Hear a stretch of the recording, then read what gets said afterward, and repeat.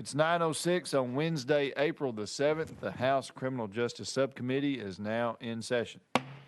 Madam Clerk, please take the roll. Representatives Beck, Curcio, Here. Farmer, Griffey, Hardaway, Howell, Here. Lamberth, Moody, Russell, Here. Sexton, Here. Chairman Doggett. Present. Mr. Chairman, you have a quorum. Thank you, Madam Clerk. Is there any personal orders before we begin this morning? Seeing none, we're going to jump right in. Item number 1, House Bill 1430 by Chairman Littleton. You have a motion and a second. You are recognized. Thank you, Mr. Chairman. I'm carrying this for Representative Ogle since he's out sick. Yes, ma'am. There's an amendment on this. There is. Amendment 005557. You have a motion on the amendment. There's a second. You may explain that amendment if you wish to proceed. Yes, I do, and this does make the bill. Okay. It expands the definition of serious bodily injury for the purposes of any offense where the relationship between the defendant and the victim and such that the victim is a domestic violence abuse victim. Okay, thank you for that explanation. Are there any questions for the sponsor on the amendment? Questions been called on the amendment. Any objections? Seeing none, we're now voting to add amendment number 005557 on the House Bill 1430. All those in favor say aye. Aye. Those opposed, no. The ayes prevail. You adopt. We're on House Bill 1430 as amended. And the amendment did make the The bill. amendment makes the bill. Any questions for the sponsor? Question has been called. Any objection? Seeing none, we're now voting on House Bill 1430 as amended. All those in favor say aye. Aye. Those opposed, no. The ayes prevail. You move on to full criminal. Thank you. Thank you, Mr. Chairman and committee. Brings us to item number 2, House Joint Resolution 44 by Chair Lady Hazelwood. Motion. You have a motion and a second. Chair Lady, you are recognized. Thank you, Mr. Chairman. HJR 44 is Marcy's Law for Tennessee. What this is making sure that we provide equal rights for crime victims. We have defendants' rights enshrined in the Constitution. Marcy's Law would make sure that the victims have equal protection. I'm very proud of the fact, as you all know, that Tennessee does have strong victims' rights language in our Constitution already, but what we don't have is a legal standing for the victim, and Marcy's Law would correct that. It gives them, the victims, a meaningful and an enforceable constitutional right, basically gives the victim a voice. We have been working for quite some time with all of the interested parties in this legislation. We think that we have room for some more fruitful discussions that we want to continue. So I will be asking to roll this bill to your last calendar, Mr. Chairman. But we have with us today someone from the state of Utah who's flown in, and with the chairman's permission, I would ask that we go out of session and hear from Judge Cassell, because he might not be able to be with us on our last calendar, which might be a roving date. So if we could. Absolutely. Any objection going out of session? Seeing none, we are out of session. And if your guest would be willing to come forward, you can either stand at the podium where the chair lady is, or you could sit at a chair right there. Chair Lady Hazelwood, would you help make sure he's got the microphone on for him? If you will, introduce yourself and organization you're with, and you'll have 4 minutes for testimony, and then if the committee has any questions, we'll take those up then. Thank you. Thank you, Chairman Doggett. My name is Paul Cassell. I'm a law professor at the University of Utah College of Law. I'm an unpaid policy advisor to Marcy's Law. I'm here today because I support victims' rights. I'm a co-author on the nation's only law school textbook dealing with crime victims' rights, and I've testified all over the country in support of crime victims. I litigate on behalf of crime victims all over the country, such as victims of the Jeffrey Epstein sex trafficking organization. Let me jump right into the issue here of why do you need a new amendment to your Constitution, improved amendment to your Constitution. The voters, of course, in this state in 1998 made the decision to protect the rights of victims in your state constitution. And in 1998, you had what I think it was fair to say was a state-of-the-art victims' rights amendment that people around the country could look to and say, that's what we want in our state. These are the kinds of values that we respect. But now time has marched on, and we're, 23 years later, and we've heard from crime victims here in Tennessee, crime victims organizations, that there are problems with your existing amendment. And we just heard from Chairman Hazelwood about one of the key problems that your amendment currently has. There is no standing, no ability for crime victims to enforce their rights. And so that's why it has become time for you to update your Victims' Rights Amendment to put in things like standing for crime victims. This is a carefully drafted amendment. I've looked through it. There's a lot of language here that is unique to Tennessee that has been tailored, as I understand it, through extensive negotiations with stakeholders here. And now, as I understand it, the only questions that are revolving around Marsy's Law are what, frankly, seem to me to be fairly technical issues. But nonetheless, I hear some opponents are saying the sky is going to fall if you approve this amendment. That certainly hasn't been the experience in other states that have adopted Marsy's Law. So let me turn to some of the specific concerns that I've heard expressed. One is, well, how is this going to work in juvenile cases? And I'm sort of surprised to hear that it's an issue. We've had juvenile restitution in my home state of Utah. I know a number of states have for many years. And I guess the concern is that if you require full restitution, somehow some kid's going to have to pay $1 million, which isn't realistic. The way Marsy's Law works, the way restitution laws work all over the country, is that the judge would order payment of some amount, but then, of course, a payment schedule would be set up, and for a juvenile, that would be very modest. We've also heard concern about, well, this is going to apply pre-indictment. How is that going to work? The way that would work is the way it works in many other states. For example, if there is a domestic violence victim who calls the police arrest someone, before that perpetrator is released, notice needs to be provided to the victim, even though that's before indictment. And this can be a matter of literally life or death for domestic violence victims, understanding that someone's back out on the streets and then might pose a risk. That's the way that would work. And then I guess the last issue we hear in states like this one and many other states is, what is the cost going to be for all this? The experience in other states is that the cost will be very minimal. The only real incremental cost that I see looking through this very narrow and very carefully drafted amendment is notification to crime victims. And of course, there already is apparatus for providing notice to crime victims in the state. There will be some modest expansion that is required, but if you look at what the experience has been in other states, very modest increase in expenses, if any. And so Tennessee has an opportunity now to express its values, to update its constitutional amendment. Of course, this wouldn't go on the ballot here in Tennessee until 2026. In talking to people while I've been here in Tennessee, I haven't heard anyone say that they expect the voters to turn this down. And so the real question is whether you are going to give the voters of this state an opportunity to decide whether Marsy's Law expresses their values, the values of this state, or not. And I think when you look at the question that way, the answer is obvious. You should give the voters of this state an opportunity to vote up or down on Marsy's Law in 2026. Thank you, Chairman Doggett. Thank you. You were right on the money with your 4 minutes. You must have practiced that. Have on our list questions here, Leader Lamberth. Thank you, Chairman. Your Honor, I apologize. I had stepped out for a moment, but I was listening to your testimony as you were giving it, and thank you. I wanted to go through a couple of things, and again, thank you very much for coming here today. Appreciate both the sponsor and the effort on this, which I think, quite frankly, all of us support. I'm a co-sponsor on it, but the technical aspects of it are important to get right. Sure. And so, as you mentioned, the timeline of it's 6 years until it would get on the ballot.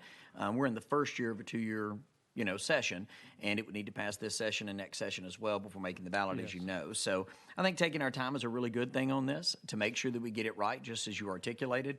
I did want to mention that our system is a little bit different than some of the other states you may have worked on this in. We do not have a unified court system. And so when it comes to juvenile court and pre-indictment, our general sessions courts are local courts. Yeah. And so working with those local courts to ensure that this actually happens is a little more difficult in this state than it is in some of the other states. And so we want to make sure that any technical changes that go into this work well with that system. And in fact, when it comes to the resources, part of the obstacle to get this right, because I think that's what all of us want. I know that's what you want as well, is to make sure that we're properly funding not only the state aspect of this, but not passing along any unfunded mandates to the locals. And so a lot of that notification, we want to make sure that we are implementing this well, which doesn't all have to go into this, obviously. But that just kind of a couple of things that you brought up there.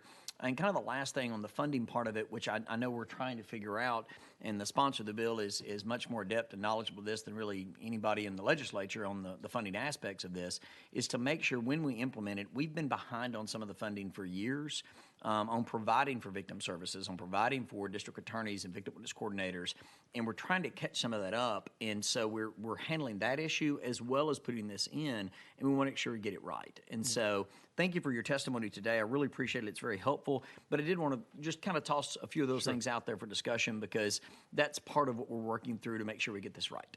And one thing that I think you could look to is some other states. I realize that there are differences here, but maybe we could get some information to you. For example, Oklahoma has had a Marsy's Law now since, when was it, 2018. So it's been on the books a couple of years, and I know that they were concerned about some of the same issues that you were highlighting while the amendment was moving forward. But my understanding is they've had no difficulty whatsoever in terms of the funding and the implementation.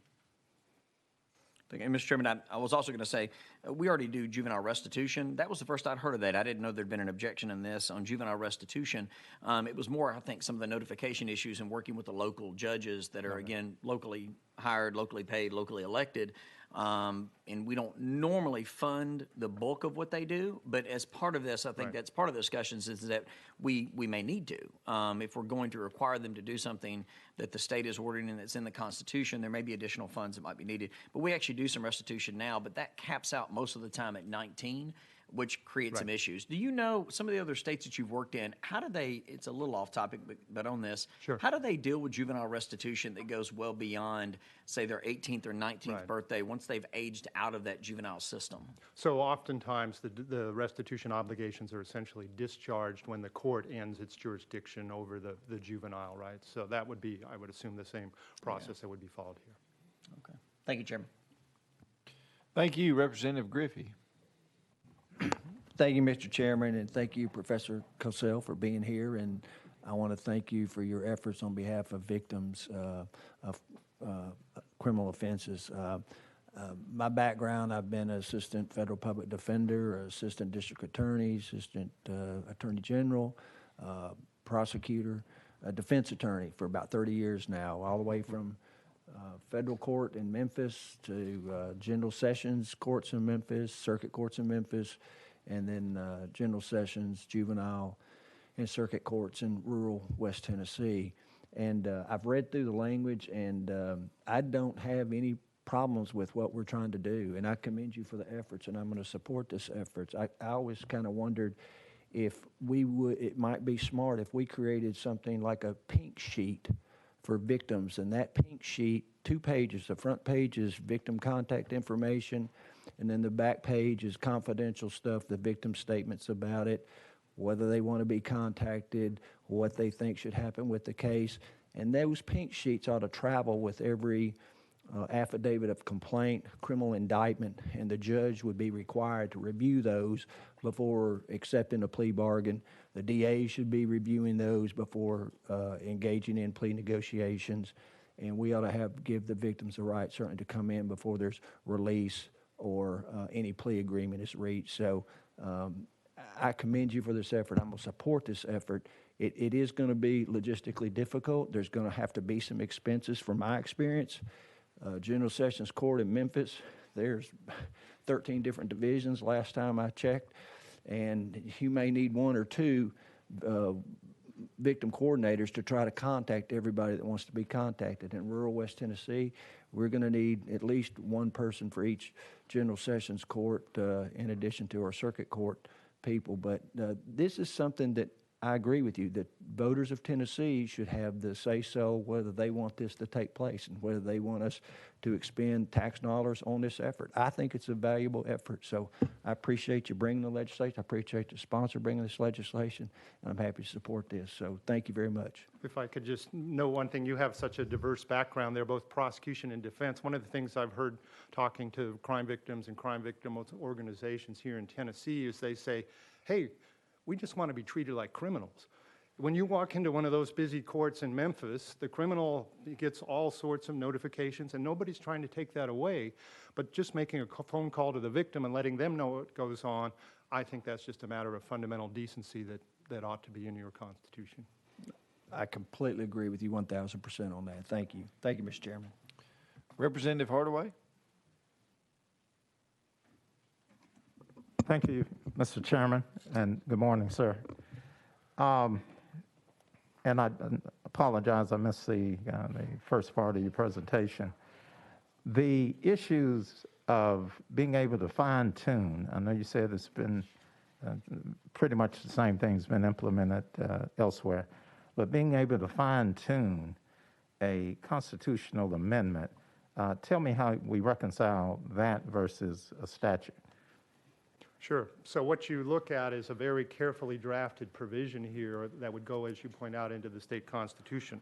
Now, there are a couple of areas where, for example, the amendment itself envisions additional state legislative action. So, for example, if you look at the enforcement provision, which is one of the key pieces here, it says a victim may assert the rights enumerated in this section, not as a party, but in the manner further provided by the General Assembly, which protects the victim's right to standing. And so this envisions, first of all, that there is enforcement, a right of standing by the victims to assert their rights. But then it also envisions an additional legislative step to make sure that if there are questions that come up in West Memphis or wherever else it might be, that those can be resolved through a legislative action. And I know that the sponsor of this particular bill has committed to working with all the stakeholders. There's already been extensive negotiations, but working with the stakeholders to provide an appropriate statute if that's what's needed to make sure the bill moves forward effectively. Thank you. And Mr. Chairman, if I may, the language that the other states who have implemented this constitutional amendment, has there been any additional constitutional amendment to complement this after they did their initial? So there are 38 states right now that have state constitutional amendments protecting victims' rights in one form or another. I think what many states have discovered is that we're now in the middle of a second wave of constitutional amendments.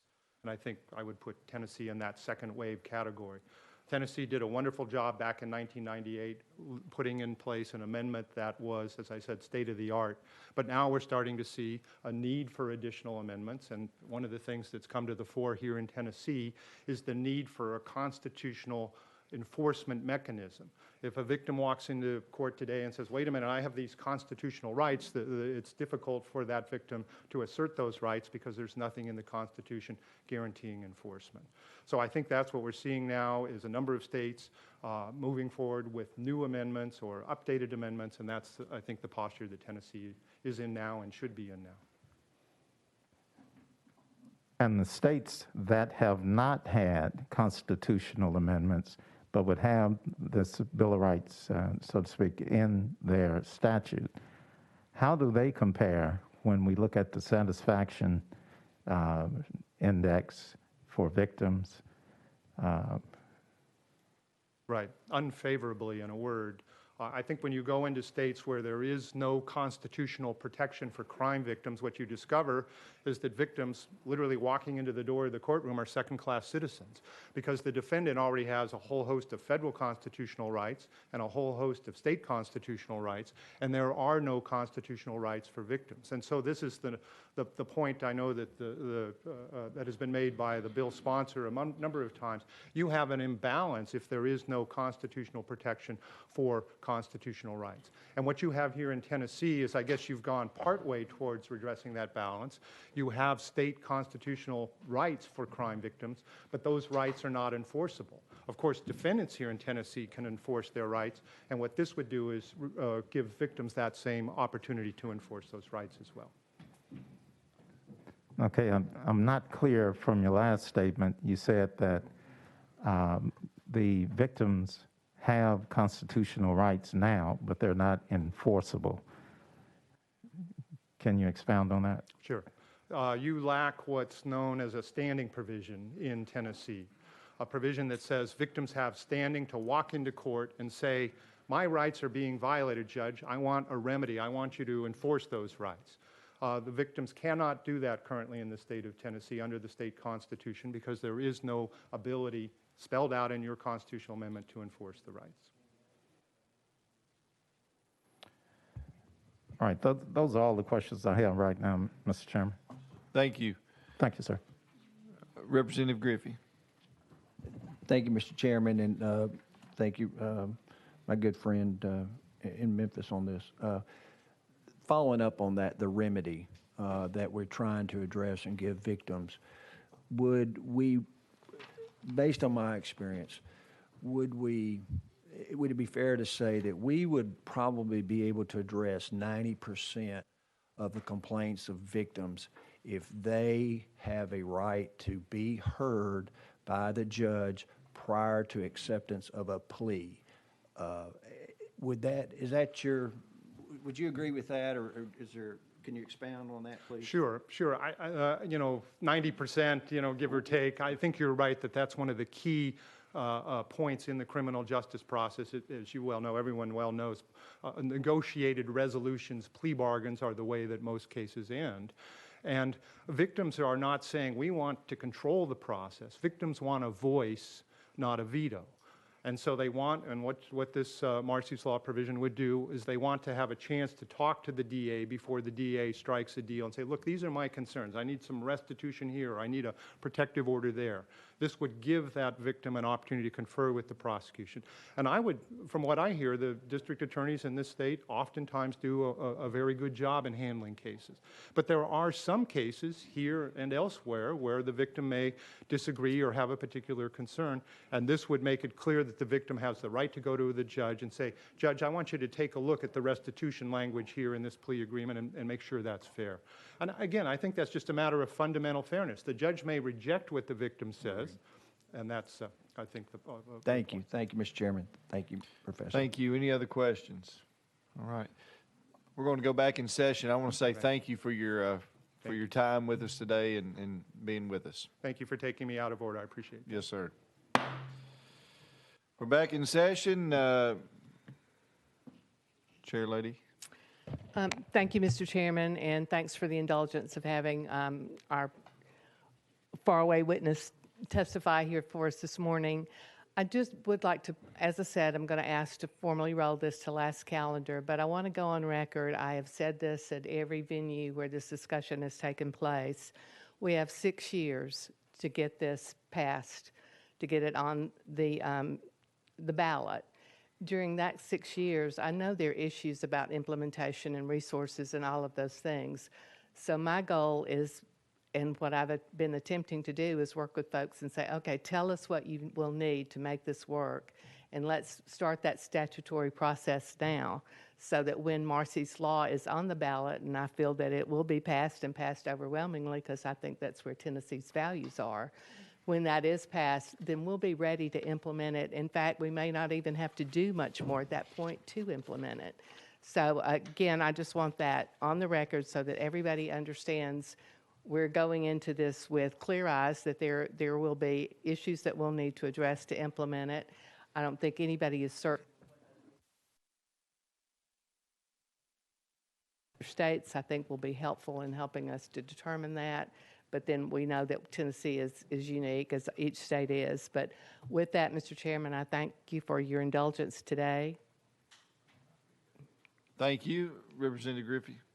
Thank you, Mr. Chairman, and thank you, Chair Lady Hazelwood, for bringing this legislation. I would think it might be helpful if we could get the DA's conference and the sheriff's office together and get them to bring to us what they think it would require as far as personnel and funding, so we could meet the requirements of Marcy's Law going forward. So I applaud you for bringing this proposed legislation. I'm going to support it. Thank you. Thank you. Well, thank you very much. Without objection, we are going to roll this to the final calendar. Thank you. Thank you, Mr. Chairman. Thank you, committee. Item number 3, House Bill 382 by Chairman Crawford. You have a motion and a second. Chairman, thank you for waiting. You are now recognized. Thank you, Mr. Chairman. Thank you, committee. House Bill 382 does a couple of things. One, let me start at the beginning. I'll be very brief, but a few years ago, we looked at the TCA that addressed the unlawful photography and brought it kind of into the 20th century with cell phones and some changes that we had not had in the provisions before. So we updated that TCA. It dealt with more of how pictures are taken as far as upskirting, peepholes, and some of these kind of things. Well, and it's worked great. But we have seen a few cases that have been overturned by the Supreme Court, and that's what my bill does, is it addresses a few of the loopholes that we accidentally left out when we redid the TCA. We have put the word in there for sexual gratification, and we are dealing more with what the pictures are taken of and not how they're taken. So if your wife's in Walmart or your daughter's in Target and some pervert comes up and takes pictures of their breast, and he takes that and uses it for sexual gratification, passes it on to a porn site on internet or some of those things, this would put the provisions in there to help be able to prosecute them and keep that prosecution in place. That's what my bill does. I'll be glad to answer any questions that I can. Thank you, Chairman. Any questions for the sponsor? Question has been called. Any objections? Seeing none, we're now voting. There is an objection. All right. So, Chairman Curcio.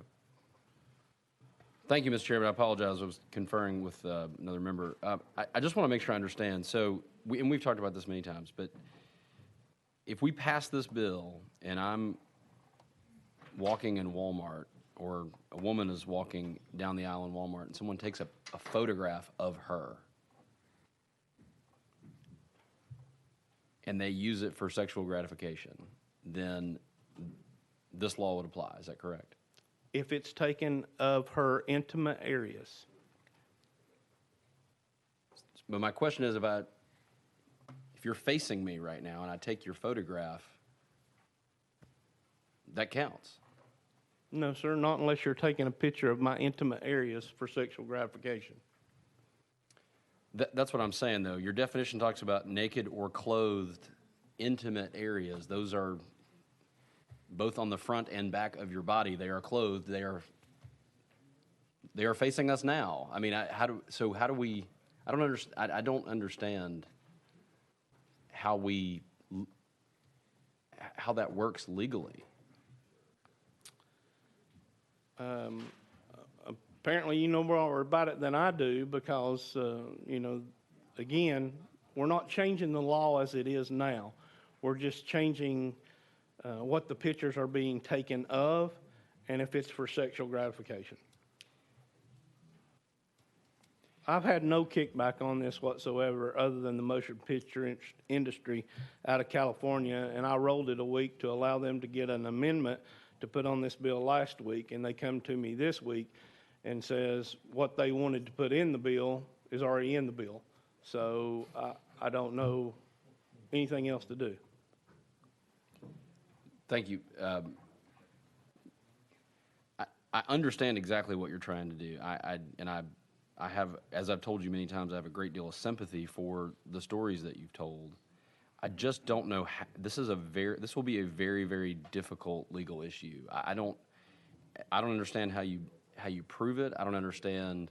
I mean, if I'm, again, a photograph means any photograph or photographic reproduction, and intimate area means naked or clothed. Your body, basically. So I don't understand how we make that work. Well, intimate areas to me would be of your breast, of your genitalia, of your anus, you know, those type things, not the whole body. Okay. Thank you, Mr. Chairman. Thank you, Representative Griffey passes. Okay. Any other questions for the sponsor? Question has been called. Any objections? Seeing none, we're now voting on sending House Bill 382 on the full criminal. All those in favor say aye. Aye. Those opposed? The ayes prevail. You move on to full criminal. Thank you, Mr. Chairman and committee. Thank you, members of the committee. We're gonna skip one spot here, just here to pick up item number 5, House Bill 1302 by Chair Lady Littleton. You have a motion and a second. You're recognized. Thank you, Mr. Chairman. This bill removes the statute of limitations for offenses of trafficking a person for a commercial sex act committed against a child on or after July the 1st of 2021. Okay, thank you very much. Any questions for the sponsor? Question has been called. Any objection? Seeing none, we're now voting on sending House Bill 1302 on the full criminal. All those in favor say aye. Opposed, no. The ayes prevail. You move on to full Thank you, Mr. criminal. Chairman and committee. Thank you. Let's go back to item number 4, House Bill 1062 by Chairman Hawk. You have a motion and a second. You are recognized. Thank you, Mr. Chairman and members. We do have an amendment that we'll get to, and I'm happy to explain or whatever process you'd like to have, Chairman. We have a motion and a second. That is Amendment Code 006596. Yes, sir, that is Okay. it. Very good. You're recognized on the amendment. Thank you very much. And this bill comes to us from the Tennessee Disability Coalition. This bill, House 1062, will create clarity in the definition of intellectual disability throughout code, and more specifically in the Tennessee Criminal Code as related to capital punishment. This continues to reflect the constitutional provisions and guidance on this subject matter. As amended, ladies and gentlemen, we have worked closely with the Attorney General's Office, our District Attorneys Conference, in order to get this amendatory language that would apply to a defendant who has not had a first appeal hearing in adjudicating their potential intellectual disability, but would not allow a subsequent second or more appeal hearings on this particular issue should it come up, Mr. Chairman and members. So that is a brief description of the legislation. Thank you. Any questions for the sponsor on this amendment? Question on the bill. Question has been called on the amendment. Any objection? Seeing none, we're now voting on adding amendment number 006596 on the House Bill 1062. All those in favor say aye. Aye. Those opposed, no. The ayes prevail. You adopt. We're on House Bill 1062 as amended. Chairman Hawk. Thank you so much. This has truly been a working document. This committee, subcommittee and full committee and folks involved at every level have had some discussions about this. I want to thank you, Chairman Doggett, Chairman Curcio, Representative Hardaway. I want to thank our speaker, again, as I mentioned, General Slattery's office, our District Attorney's Conference, and of course, the Disability Coalition, who has brought this legislation to me and to the forefront today. We've been working in this space for many years. I think I passed some legislation several years ago that created a refined definition of intellectual disabilities throughout code, and this is an area where we need to continue to make some progress and clean up. And once again, continuing with the constitutional provisions set forth by the U.S. Supreme Court, we maintain the integrity there as well, Mr. Chairman and members. So thank you. Thank you. We do have someone here to testify. Would you rather wait? Okay. Members, we're going to go out of session. We're going to hear from Carol Westlake.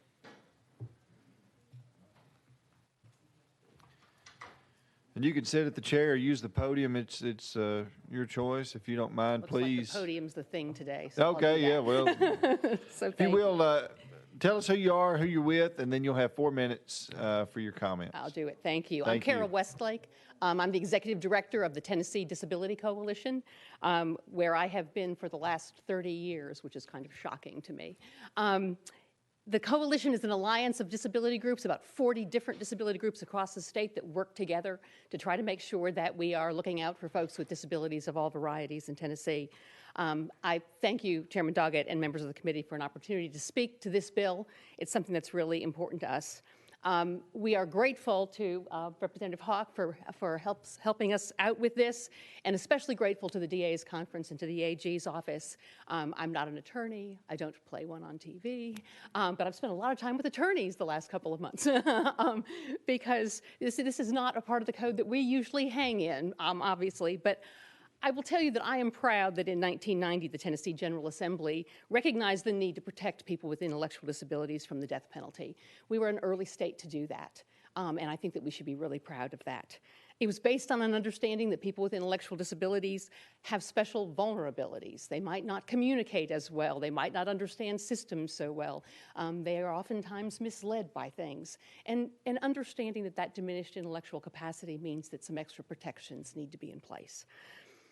The other thing that has happened since 1990 is that medical definitions, terminology, diagnostic tools for how we identify and name disability have changed over time because there's new scientific knowledge and new research that does things, and that's the case with intellectual disability. So we really wanted to make sure that everywhere in our code we had an updated definition that's widely accepted, based on the science, and is used by medical professionals, and also comports with both the Tennessee and the federal and the state Supreme Court, Tennessee and the federal Supreme Courts. You all are probably familiar with the term mental retardation. Now it's intellectual disability. I mean, that's just a perfect example of sort of the changing world. Mental retardation was abandoned as outdated and inappropriate, and it was replaced with intellectual disability. And as Representative Hawk said a couple of years ago, you all went through the entire code. We tried to help with that and replaced the term mental retardation with the term intellectual disability. And at that point, frankly, we didn't catch the outdated definition in Title 39. The definition of intellectual disability has been updated in Title 33 over the last number of years, but it was not updated here. So we're hoping that this bill, which relies on the DSM-5 and the AAID, these two manuals of how you define disability, the definition's based on that. The definition is aligned, and this bill is aligned with Title 33. It's aligned with the special education laws and regulations, vocational rehabilitation, all those places in our code and in our regulations that deal with intellectual disability. The constitutional protection for folks with intellectual disabilities really applies to both old and new cases when you're taking a look at the criminal justice system.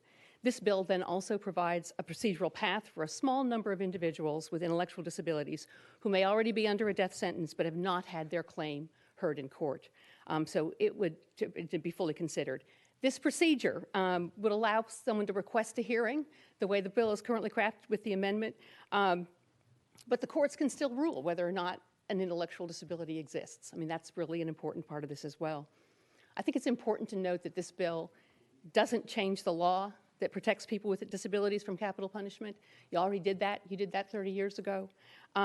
It does modernize the definition of intellectual disability to match what we know in our field today and what works. It makes it align with other parts of the Tennessee Code. And it really also helps to make sure that Tennessee protects those individuals who have intellectual disabilities and are in the criminal justice system and who may not have been before. I am grateful that the General Assembly has always made it a priority to protect the interests of Tennesseans with disabilities, and I hope that you will continue to do that here today. Thank you. Well, thank you very much. You were right on the 4-minute mark as well. So, any questions for our guests before we go back in session? Representative Hardaway. Thank you, Mr. Chairman. Good morning, ma'am. Thank you for being here. And your organization is doing good work, and I certainly appreciate it. My sister is a doctor of psychology, so quite familiar with quite a bit of what y'all do. The work that was done previously, you said it did not address Title 33? It did. Title 33 was the definition of Intellectual Disability was updated in Title 33, first in 2000, and then again, 2017. yeah, there you go. Thank you. All right. So what we're doing is catching everything up. Is this the first effort that y'all have made to catch up on this? Title 39? Yes, I mean, catching up so with Title we 33? we did address the terminology in Title 39, you know, as a community and with the help of Representative Hawk a number of years ago. But frankly, we just didn't catch the definitional piece at the time. The code's really thick, and for us non-lawyers who are trying to find every instance that needs to be fixed, it's a little hard. So.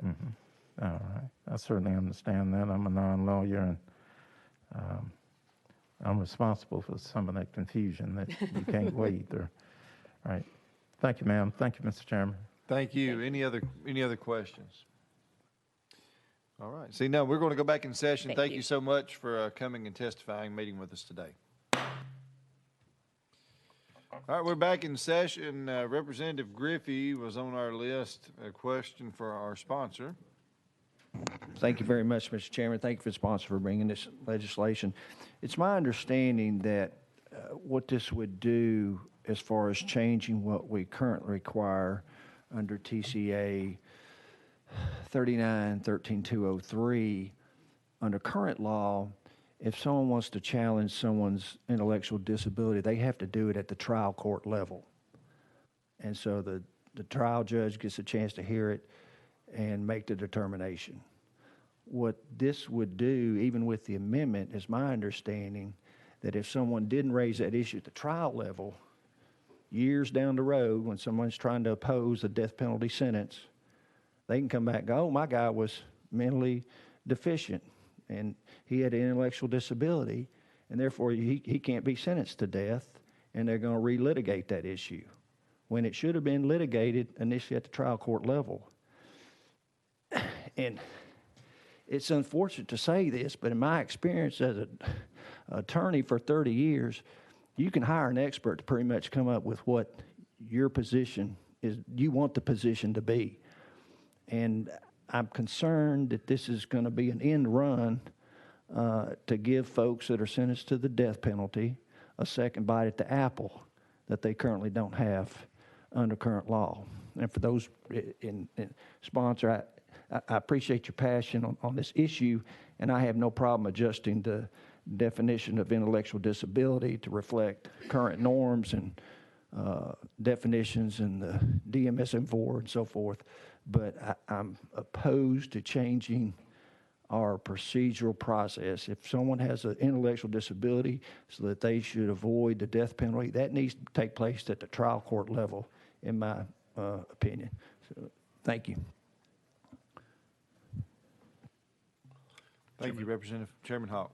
Thank you, Chairman, and if I could, and I am completely out of my bailiwick on the answering this particular issue, but there are issues of effective defense, and there are issues that come into play if someone's defense was effective when they were having that opportunity to have that first defense of that. We're not giving someone a second bite at the apple in terms of this particular issue coming up. And that is what the amendment does, and we've worked closely with the Attorney General's on this issue, the Attorney General's office and the District Attorney's office on this particular one. So this is an opportunity that can just be heard one time. It is not a second, third, or unlimited bite at the apple in terms of this particular issue. So I give that to this committee and my colleagues who are listening. Thank you. Representative Griffey. Thank you, Mr. Chairman. Maybe we could go out of session and ask legal, under current law, is it not required that the intellectual disability challenge has to be brought at the trial court level? And I understand there's situations where there's questions of ineffective assistance of counsel, but when someone's post-conviction on a death penalty murder charge, there are always challenges to says that the initial trial counsel is ineffective or whatever for reason. There may be situations when an attorney says, look, there's clearly not a case to try to challenge the intellectual disabilities with this murder charge or whatever, but when it's post-conviction, it becomes a different matter. So maybe we can go out of session and ask legal if they're required to bring it up at trial court level now, and whether this legislation would change that. We'll go out of session and hear from legal. Michelle Fogarty, Legal Services, currently under 3913-203. It clearly contemplates that is raised at the trial court level, but there is no specific language that states it must be raised only at the trial court level. The amendment in subsection G, subdivision G2 states that a defendant shall not file a motion under subdivision G1 if the issue of whether the defendant has an intellectual disability has been previously adjudicated on the merits. So the amendment does prohibit anyone who's already had the issue adjudicated on the merits from getting a second bite at the apple, so to speak. Any other questions for legal? We'll go back in session. Representative Beck. Thank you, Mr. Chairman. I you got a little okay? too comfortable there. Okay, just making sure you're okay. Chairman Hawk, when I was reviewing the calendar last night, I read your bill, and then I read Chairman Hardaway's bill, HH1, and what's the difference in the two bills? I couldn't discern. Do you know?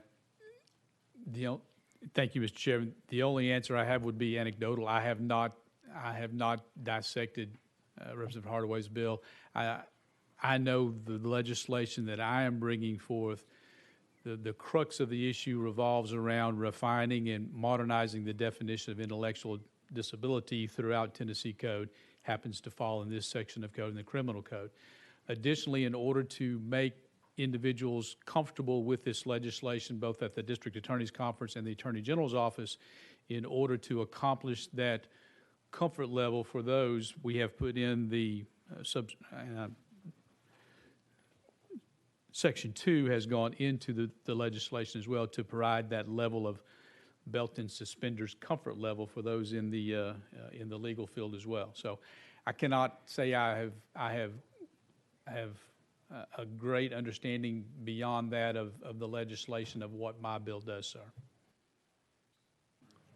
Well, I want to tell you how much I appreciate you working on this so diligently. It's a very important point of law that we need to get straight, and I appreciate Chairman Hardaway working on it so diligently for all this time, and I thank you both. Thank you. Thank you. Any other questions for the sponsor? Representative Hardaway. Thank you, Mr. Chairman. And House Bill 1 is also on the calendar, so I'll be able to address the differences in the bills as amended when that bill comes up. And there will be a difference. Thank you.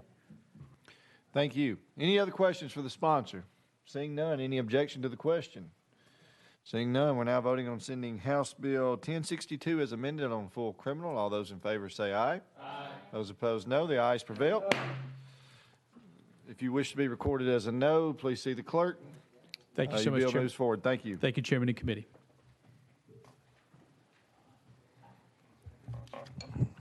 Next item on the calendar.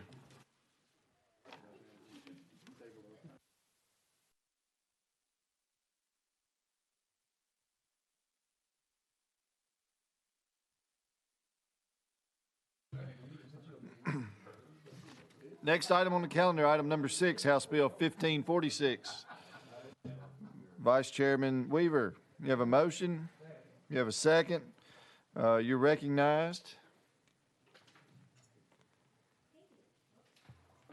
Thank you, Chairman. Thank you, members. I would like to ask Chairman and committee for a roll call vote on this, please. Okay, roll call vote has been requested. House Bill 1546 is basically what I call my Protecting Private Citizens Act. Of course, it's called Freedom from Unwarranted Surveillance Act of 2021. And it prohibits law enforcement agency from using drones without first obtaining a search warrant from a judge, except in certain circumstances. Those certain circumstances are listed in the bill on page 3 under section 2. Things like to prevent imminent danger to life, motor vehicle accidents, scene of a fire investigation. This bill is not intended to prohibit drones to be used in that respect. But what this bill does do is it protects our Fourth Amendment of the Constitution of the United States as private citizens. And so any evidence that is obtained from a drone, it simply seeks to say, hey, you need to go get a judge, you need to get a search warrant, and then you can go from there. That's what this bill does, in a nutshell. Thank you. There is an amendment coded 005542. Do you wish to? Yes. You have a motion? You have a motion second. You're recognized on the amendment. I'm sorry. Thank you, and I apologize. I should have made mention of that as well. Yes. And the amendment, it had to fix, it basically wasn't the actual bill itself. It just had to fix when it came from legal. They missed a statement. Where'd they miss? Oh, they missed, they had to put language in section 1 where it says, but only to the extent that such federal enactments regulate the operation of drones for other than law enforcement purposes. So they realized that they had some language exempted, and that's what the amendment did. I guess even they make boo-boos.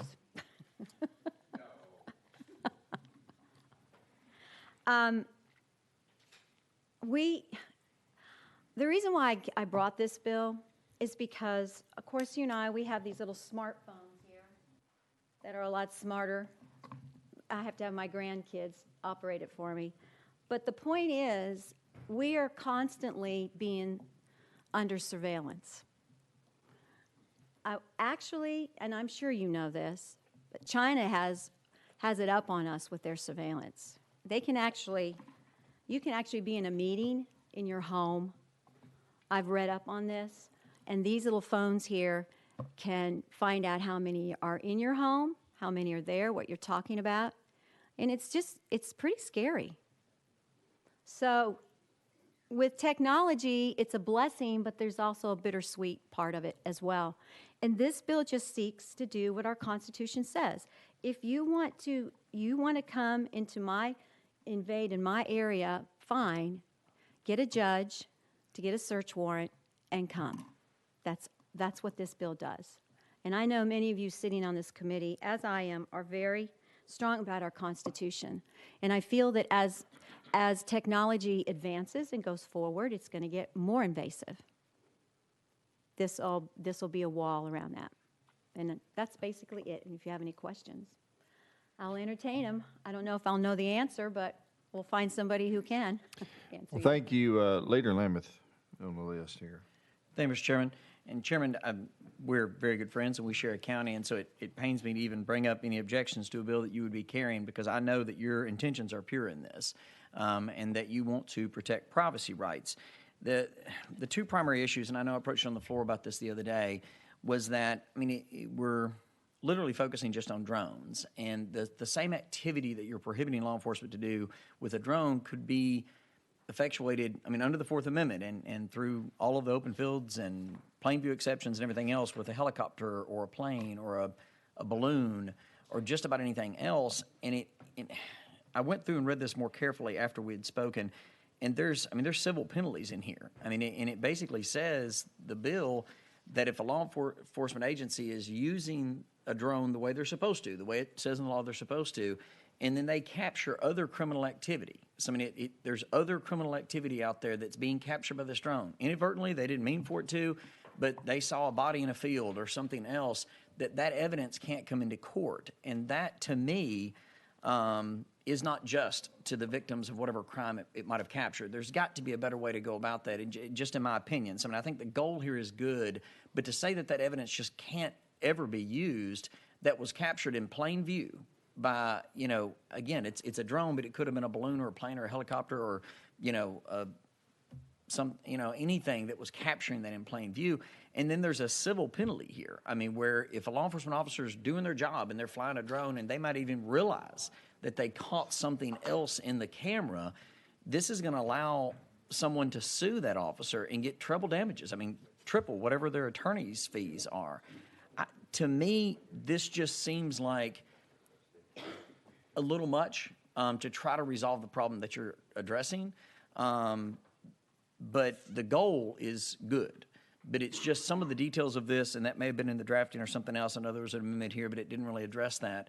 I just want to make sure that if there's evidence out there that a crime was committed and it was captured in a way that the Fourth Amendment provides for, and that this goes well beyond the Fourth Amendment as far as these protections, that evidence would be able to at least come into court so that justice was prevailed. And so I don't know the best way to be able to change this to do that, but I wasn't sure if we were going to go forward on this today. I was kind of hoping that it would not, and we had a chance to talk some more. So I'm with you on the effort. It's just the details of this go a little farther than what I'm comfortable with. So that's just my thoughts on it, Madam Chairman. Thank you. Thank you, Chairman, and thank you, Representative Lamberth. We're good buddies. But we already have things in place. And again, this bill is not to handcuff, for lack of better words, our law enforcement. But it does, and I'm not a law enforcement, I'm certainly not a lawyer, but I do know there's already things in place for you to go after if they see something in the backyard. But the same procedures are done. What if something happened in a garage or in the house? You still have to have a warrant. That's still your property. That's still my backyard. And you still have to go get a judge, and you've got to get a warrant. And again, they just do their job. Our law enforcement, they do a great job. So they already know that you have to have a warrant, period. That's what our Fourth Amendment does. I think we just start watering down and bring examples, and we tend to break down the wall of a Fourth Amendment, which is very important, and especially in the light of technology and where it is moving today. Plus, this bill gives citizens a recourse as well. It's always the citizen, the law-abiding citizen, that gets stuck in the middle. Leader Lamberth? And again, Chairman, I agree with everything you said, except for the fact that you don't have to have a warrant when something is out in plain view. I mean, if someone kills someone and leaves their body in a field that is open to view from any plane that's flying over, that's on them for leaving that evidence of their horrendous crime in just plain view. It's not, whether it's a drone or anything else that captures that, if it's out in just the open, then a warrant is not needed. And so to punish law enforcement officers with a lawsuit that they're going to have to pay 3 times whatever the attorney's fees are, it just invites, lawsuits against good officers that are just trying to do their job. I feel like it goes too far, but the effort is a good effort. So I just, again, wanted to bring up a couple of things in here that seemed like might have gone beyond your intent. It appears that is your intent, and so I can't support the actual bill as written, but again, I support the effort of trying to restrict. I wouldn't want a drone ever to be taking pictures, where plain view would not be accessible to just anybody else, like, in a window or in a garage or examples, and what we talked about the other day. I don't want them to go beyond where, regular technology would be able to already. But to just say if they're just flying where anything else could be flying, that evidence can't come in and then the officer could be sued, again, just a little further. Thank you. I guess my question is, we already have things in place for them to, for instance, if you see a dead body in a backyard, there's already other venues or avenues to proceed forward as law enforcement to go to that residence. This, again, it's meant, and the intent and the spirit is to protect the privacy of our Fourth Amendment, period. And we are, again, going forward with more technology, and I think it's something we need to address seriously. I know they might see this as a, they're not in favor of it, but again, it's for the citizens. I don't know what else to say. Thank you. I'm going to recognize Chairman Curcio. I think he has something he'd like to say. Thank you, Mr. Chairman, and I realize I'm out of order and I'm interrupting a very important debate here, but there is a great man in the room, former Representative Jim Coley. Welcome, sir.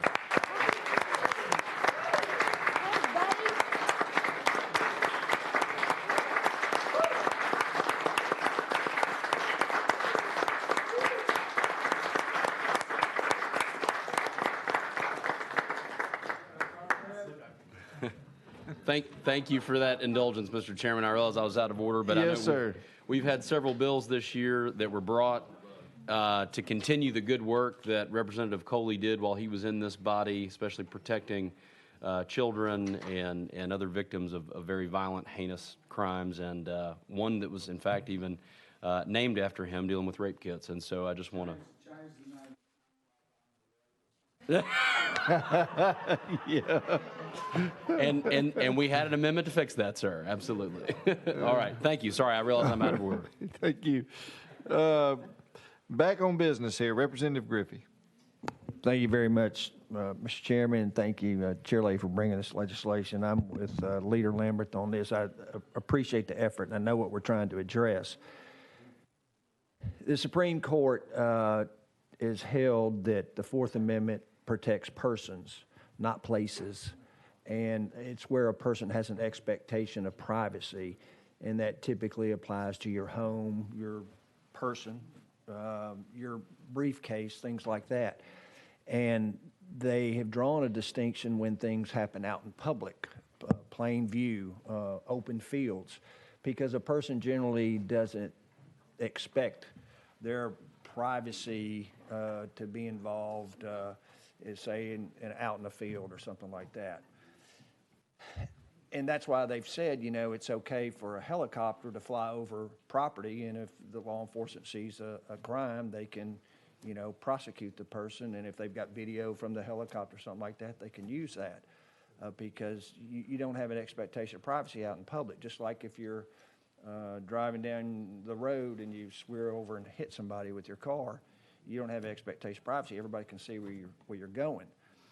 We ran into a problem with technology when they came up with the tracking devices, and some law enforcement wanted to track a drug dealer's car. And so they put a tracking device on the drug dealer's car and tracked him, and they wanted to use that evidence in a trial. And the Supreme Court said, no, that's really an unreasonable search, because they look at the totality of the circumstances to determine what's a reasonable search or not. And that's what all searches are based on. With this legislation, what I'm concerned is we're going to throw the baby out with the bathwater. What happens if we have a protest in Nashville and you have side streets and so forth? You can't have a helicopter up there looking at everything. But during this protest, some of the protesters decide to attack some of the other protesters. And suppose they take a baseball bat or something like that and crack someone over the head and kills them. And if law enforcement doesn't have ability to put a drone in the air for public safety purposes, just protect everybody, they may have video of that person got cracked over the head with a baseball bat and the guy bleeding and dying in the street, and they can identify the person who did it with the video from the drone. But if law enforcement officer isn't able to use that evidence, guess who walks away from a murder? A murderer walks free. This, I get it. We need to protect our privacy, and I'm supportive of that. But this bill goes way beyond what I think is necessary. And we passed drone legislation already. There's restrictions on drone use, and I support that. I'm just afraid that this goes too far. I can't support this as is, and I wish we would all sit down and let's negotiate some reasonable exceptions or use. I think it would be the way we protect the public is we have an independent judicial magistrate or judge review the law enforcement's actions before they're allowed to get a search warrant, before they're allowed to go into a home, so forth. I think it would be appropriate all the time, every time law enforcement can't develop a full probable cause case for a search warrant, but if they wanted to come up with reasonable suspicion why they think they should be able to fly a drone over somebody's property to see if they've got a meth lab out there in the field or something like that, I think maybe we ought to do a lesser level to the law enforcement can go to independent judge and say, Judge, we don't have enough for a search warrant, but what we've got some reasonable suspicion here. We'd at least like to fly a drone over there and see if this person is an innocent person or whether this person is, up to nefarious acts, and let the judge say yay or nay. I think that's maybe the best approach so that we protect innocent citizens from overzealous law enforcement, at the same time give some balance so that if someone is out there committing some criminal offense, law enforcement officers have a tool and ability to go to an independent judge and say, Judge, we think something's going on here. We'd like to look into it. And let the judge make that call, because they do that every day, day in and day out throughout the state of Tennessee. So I wish we would come together again. There's other bills that are trying to address the same situation, TWRA, the trail cameras. Those are all part and parcel of this same sort of conflict we're having to protect privacy and innocent persons and people coming onto their property. But at the same time, we need to make sure we can protect law enforcement. So I appreciate you bringing this. I'd love to work with you and see if we can come up with a maybe intermediate level solution. But I can't support it as is. And thank you you're a good friend, so thank you. Yes. Appreciate that. Thank you. Look, this bill is waving the flag here. We better do something. Because, I was in other committees with cameras. I am not a camera fan. I know that it's used to prevent crimes or whatever, but at the same time, you take in all the legal, innocent citizens, and our stuff is exposed to find the bad guys. So, as you know, I'm not a camera person. And that's been my persistent history down here. So something like this is just as invasive. I can be out in my backyard and a drone going over my property and it's flashing up there and I don't know who it is. I don't know what they're doing. And I should be able to know that. So, at the will of the committee. Well, we still have Representative Sexton, if you have any comments that you would like to make. Benjamin Franklin said, those who give up essential liberties to purchase a little temporary safety deserve neither liberty nor safety. I appreciate my colleagues, and I think they're exactly right. They have a valid point that has to be taken into account. My position is there's no perfect solution to anything that we do. If our law enforcement fails to Mirandize someone, and they have testimony or they have evidence, they can't use that even though they know that something's happened. So there's many other cases that we know that can't be used, even though they see or have the evidence, it can't be used. So there's no perfect solution.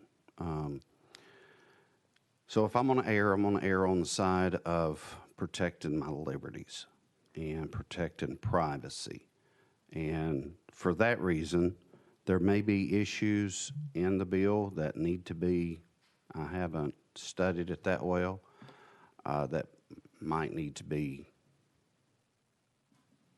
worked out. I don't know, and I trust Representative Weaver that she knows that. If you think, and I'm just going to ask a question here, Representative Weaver, if you think that there's something there that could be tightened up a little bit, then maybe you want to give way to do that. If you don't think there's anything there, then go with the bill as is. And I know that you're at the will of the committee, but I certainly trust you, and I know where your position is, and I support it 1,000%. I think if we err, we have to err on the side of liberty and protecting our rights. Of course, we have this thing called law that we have to protect us well. So I'm not really making a statement. I'm just asking a question. If you think there's something that could be worked out, then I would suggest roll it. Otherwise, you go with your heart. Thank you, Representative. And Chairman, I think what I'd like to do, I am very passionate about our Constitution, very passionate about preserving it. That's what we do here. Most of the time, we are watchmen on the wall, and we push back at any influence that comes to take our rights away from us. So if it be okay, I'd like to roll it, and I will get with Leader Lambert and Mr.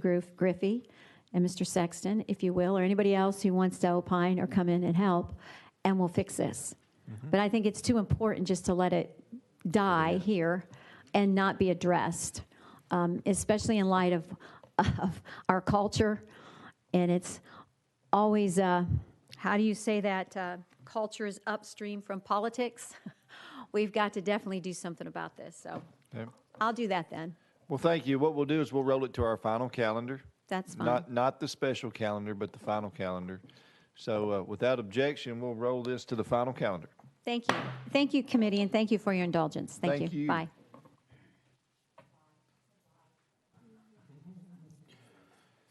Item number 7, House Bill 1143. Representative Grill's not here. We're going to roll him to the heel of today's calendar.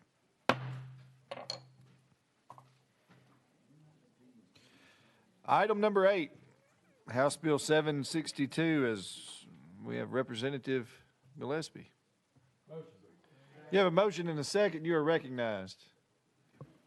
Thank you, Mr. Chairman and committee. I do want to also recognize, if I can, real quick, my predecessor sitting behind me. So I just wanted to, kind of did that earlier, but I just thought it was prudent that I'd go ahead and say that. What this bill does is it's a kind of a cleanup bill.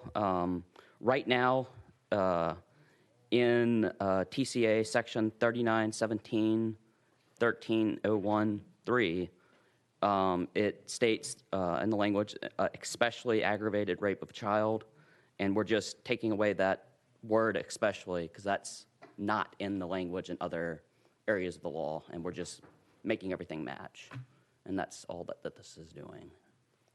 I welcome any questions. Thank you for that explanation. Any questions for our sponsor? Seeing Chairman Curcio. Thank you, Mr. Chairman, and I just want to thank you for bringing this bill. This was a bill that I had last year, and I appreciate you carrying this. And members, this truly references a crime that does not exist. So that's all we're doing here is that, especially aggravated rape of a child, is not a crime in our code, but we reference that crime. So that's all we're doing here is just cleaning up that language. Thank you. Thank you. Any other questions? Leader Lambert. Thank you, Chairman. And to the member, I have two things, one serious and one not as much. But on a serious note, I mean, this opens up a massive set of captions. And can you give us your word that if somewhere down the road somebody were to try to amend this bill, that it would come back to this committee? That's the serious one. I didn't quite catch the question, what my response would be for that. Yeah, so sorry, Chairman. Sorry, go ahead. No. There are, if you look at the caption on this, several of us actually thought this might have been a caption bill, and I know Chairman Curcio has cleared that up and made sure this really is what it does. But it opens up, Title 4, 16, 33, 36, 37, 38, 39, 40, 49, and 70. Yeah. At some point, I'm concerned somebody may try to hijack your bill with something else entirely. And so just if that were to happen, just if you would, join us in making sure that it would come back to this committee, because if all you intend to do is this change, that's great, and it will clarify something in the code, but nothing else needs to be added later. Is that fair enough? I understand now. Yes, yes. Okay. And then, Chairman. Go ahead. And then on a less serious note, but I did notice that former Representative Coley moved from that side of the room to sit directly behind you to keep a very, very close eye on you while you were presenting this bill. And if he's got your back, I can't possibly vote against it. I can't look right at Representative Coley and vote against anything. I didn't do that the entire time he was here, and I can't start now. So way to bring in, like, the big league slugger off the bench. That's impressive. So, Chairman Farmer. And I had to say this now to Chairman Coley, who's sitting back there. You can't jump up and vote for this bill as you used to vote for your own bills. Chairman Coley would vote for his own bills. We'd be ready to vote, and he'd say aye if he's in there. That's great. Thank you. Sorry about that. Any other questions for the sponsor? I just want to reiterate and make clear that if this is any amendments that come on this bill, that you will bring it back to this committee. Thank you. All right. Any objection to the question? Seeing none, we're now voting on sending House Bill 762 on the full criminal. All those in favor say aye. Aye. Those opposed, no. The ayes prevail. You move on to full criminal. Thank you. Item number 9, House Bill 457 by Representative Thompson.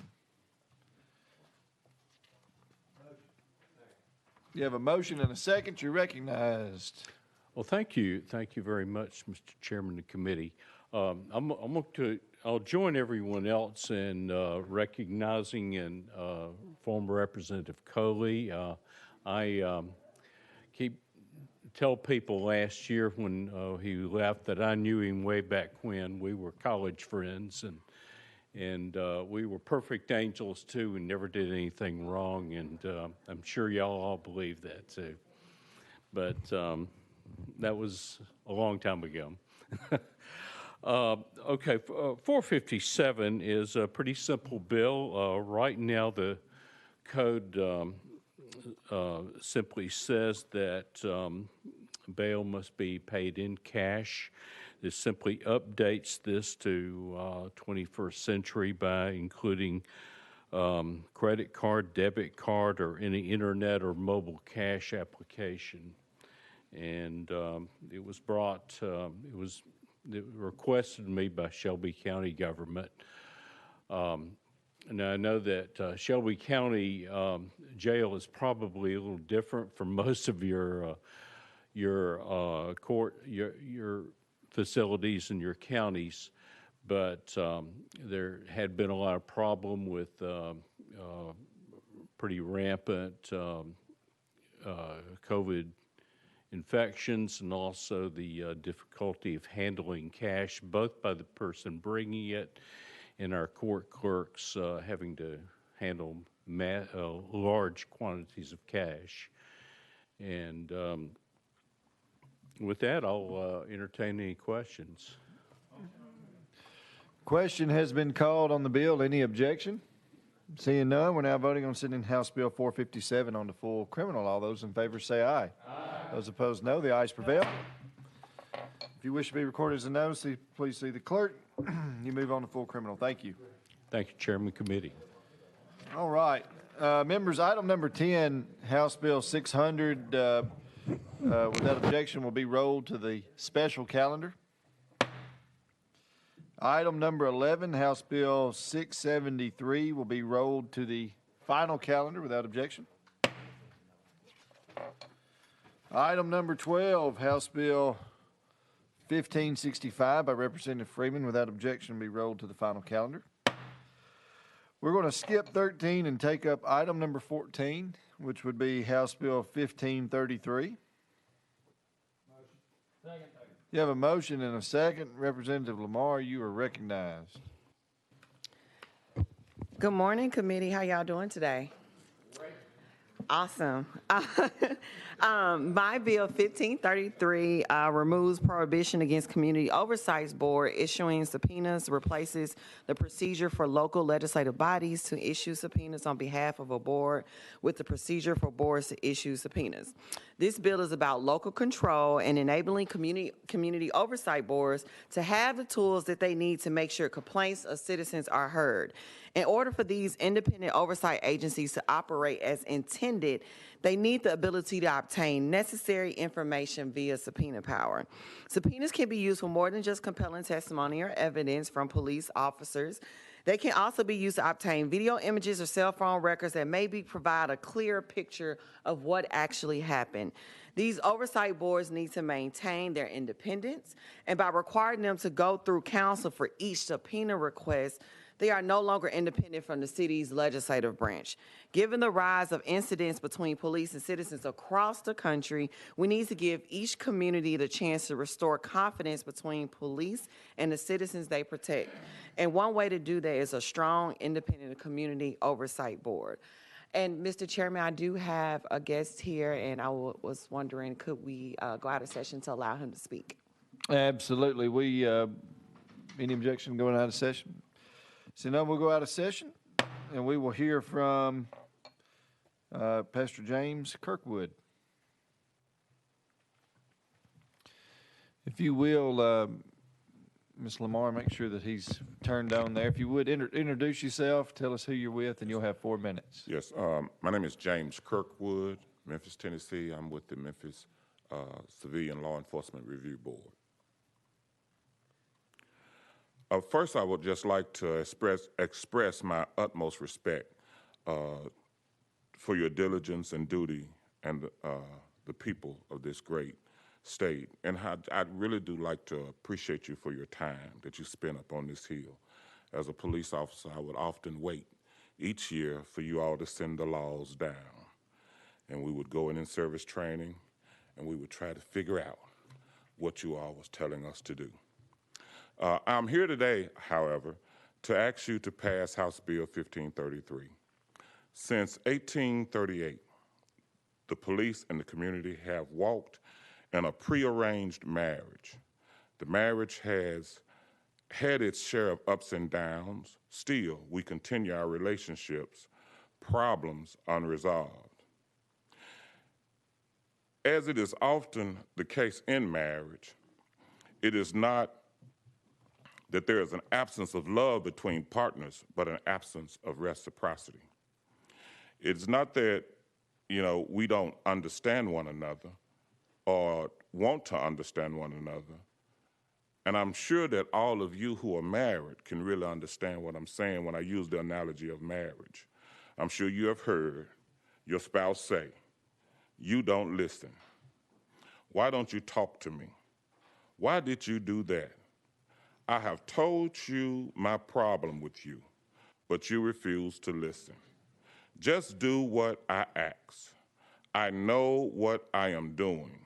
You don't understand what I have to do."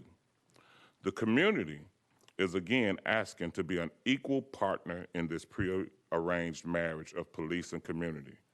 I can assure you that the community as a whole loves being married to the police. However, we want to be an indispensable partner who can question police misconduct and actions when suspicions arise. I served as a Memphis Police Department. I served on the Memphis Police Department for 31 years, and I advocated for civilian oversight. Communities should have the authority to question their police force. As a police officer, I've witnessed firsthand behavior that was out of line with our duty of serving and protecting. I saw officers violate the code of conduct. Citizens also saw these violations, which threatened the trust necessary for the overall health of the marriage. Many times, these actions go unchecked, which creates more severe problems down the line. If citizens had a platform to question untold behavior early on, questions could be openly addressed, thus establishing and maintaining a healthy discourse. The passing of this bill could be a great opportunity and empower the mayor and the police director who select citizens to serve on these boards to gain oversight into police misconduct. Officers will have to answer to the community, have to answer their questions regarding complaints of their misconduct. You are the lawmakers. You have the power and the privilege to effect change, to amend the fabric by which we are governed. I joined the state Representative Lamar in placing this matter in your hands, and I pray that the grace of God that you have been given to see that justice comes forth out of these halls. Thank you for your comments. Any questions for our guest, Representative Hardaway? Thank you, Mr. Chairman. Looked like I was about to be out of service there myself there for a minute. And thank you, Pastor Kirkwood, for being here.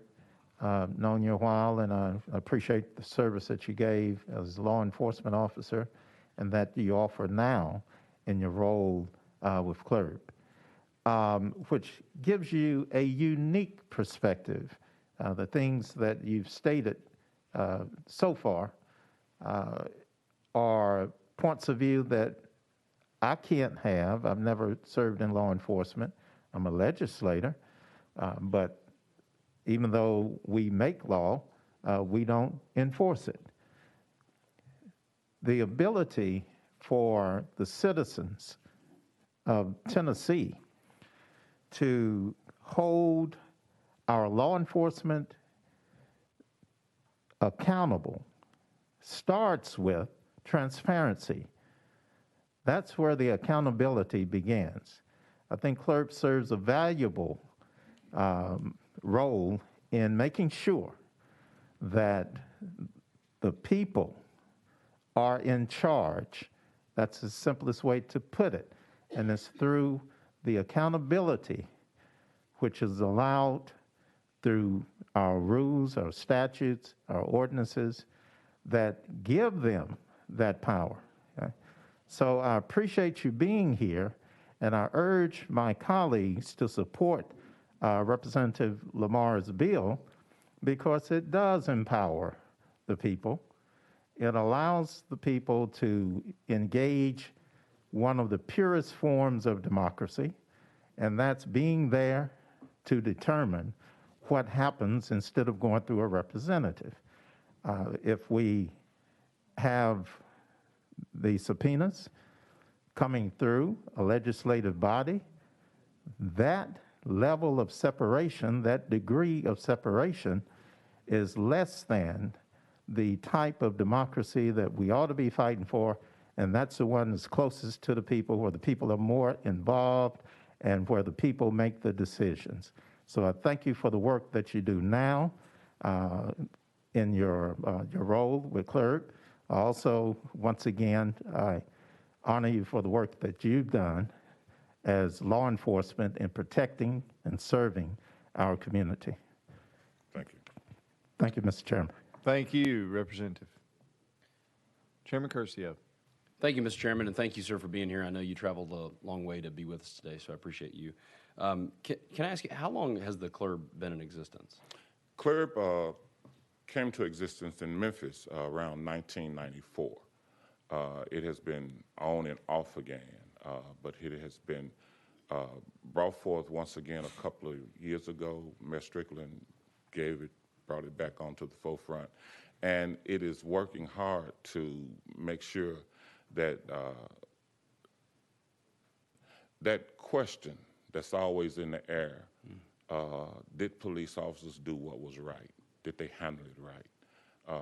I serve on the board. I was asked to serve as a way of making sure that police would not be so worried about, will they understand us? How can we get this board moving so that we can truly bring some cohesiveness within our community? We're doing well, but my time on the board, and it's just been, I've listened to 3 cases, and 2 of those cases, we really needed police to be present to give us a background of what was going on that scene, and we didn't have that, and we needed that. Thank you, Mr. Chairman. Thank you for that response. I realize that the CLERB has been in existence for a long time because I actually carried the bill that would outline the guardrails around community oversight boards in Tennessee. And so I did a lot of research on this, and I actually was surprised to hear or encouraged that the CLERB came to me early on in those discussions and said, we have absolutely zero issue with this bill. We don't use and do not desire subpoena power. And that was the standing at that time. Is this a policy change at the CLERB? Have you guys taken a vote to change that policy in some way? Yes, we've asked the mayor to bring about change. The mayor has to bring the change to the state in order to do it, so that that can take place. As it stands today, it is a hard process to get officers or certain documentations before cleared. Thank you. And so even before the state acted in this area of the law, the clerk did not have subpoena power and never sought to exercise it or to obtain it in any way. Is that correct? In '94, I don't know, all right? A few years ago, they tried to execute subpoena power, and I read over it, and it just got somewhere stuck in the midst of council. Somewhere it never came forth. Yeah. Okay. Thank you again. I appreciate your testimony today. You know, had some very encouraging meetings with representatives from the club early on, and who again said, we have no issues with your bill whatsoever. We've never attempted to have subpoena power. So this, I just see this as very much a public policy change. I'm interested to hear that today. So thank you for being here. Thank you. Any other questions? Leader Lambert. Just to follow up on Chairman Curcio's question, and again, he did an expert job of guiding this bill originally through the process, and we tried to make accommodations for this, quite frankly, by allowing for subpoena power to be utilized through your local elected body, the city council. Have you guys had a falling out? Do you not work well with them anymore, or what's happened with that relationship? No. That's that, well, if I can finish. I'm sorry. That's the avenue for the subpoena, and we purposely did that to make sure it went through a legislative body. So has there been some sort of, I mean, has a rift happened? I mean, what's going on there that process isn't working for you all? I don't think it's a rift. I think it's a misunderstanding. And here's a question they're asking now. Who will ask the questions? Will it be council or will it be clerk? Council feels as though it should be council who asks the questions. So I think the law hasn't spelled it out clear who should ask the questions. Then the question that is arising that I get from time to time when I'm asking about this is that when you go to ask for subpoena power, when you go and ask for an officer to come forth, the officer does not have to come. And I'm like, okay, but if the council subpoenas or if we subpoena, how is it that an officer don't respond? So it's some problems within it. And it could be just a misunderstanding. But I wouldn't say that we are at odds with one another. I would say we are at the table trying to discuss, and this process is being just brought to a lot of difficulty when I'm probably sitting up like you thinking, do it, all right? Just subpoena them, and let's see how it rolls. But it hasn't been tested. It hasn't been done. When it was tried to be tested, I think a couple of years ago, it didn't go through. Thank you, Mr. Chairman, and thank you for expounding on that a little bit. I knew there had to be something going on there because that was our goal with the original legislation, is that you'd be able to work locally to kind of work through those things. And I hope you guys, regardless of what happens to this bill, will continue to work well together, because we want the same thing you've testified to, that both the community and the police and your elected local legislators there, the city council, your mayor, are all working together for both community safety and trust in the law enforcement apparatus that are out there to serve the community. But we tried to set this up so all that could be handled locally instead of those disagreements, or whatever word you'd like to use for it, would spill over into the legislature, that hopefully y'all would just work that out locally. So hopefully y'all will continue to do that. Sounds like you're willing to, and hopefully they are too. So thank you. Representative Hardaway. Thank you, Mr. Chairman. I was making notes on Leader Lambert's speech because I'm going to need it on the floor in the future. Pastor Kirkwood, when you go into your meetings for clerk, is it for civilian oversight or legislative oversight? Civilian. Okay. And that would mean that the civilian board would make a decision on what information you need in order to reach a conclusion on matters that come before you. Is that correct? Yes. Yeah. If the legislative body can stymie your efforts to access information through subpoena, does it hinder your ability to do your job? Yes. Plain and simple. It keeps you from doing your job to the best of your ability. Yes. Yeah. Then you sounded like you wanted to expound on that. Well, I think that's exactly what took place a couple of years ago. It got stalled in council. When I'm asking questions, when I was told that clerk could not ask the questions, I felt and I believe that, wait a minute, if the council is going to ask the questions, then all of a sudden now the council becomes the oversight. And they took the matter out of the hands of civilians. And so, yes. And clerk doesn't work for the legislative body, does it? No. Yeah.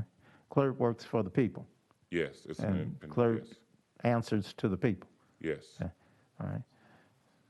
With that, Mr. Chairman, I'll rest. I urge my colleagues to support Representative Lamar's legislation. Well, thank you, Representative. Representative Griffey.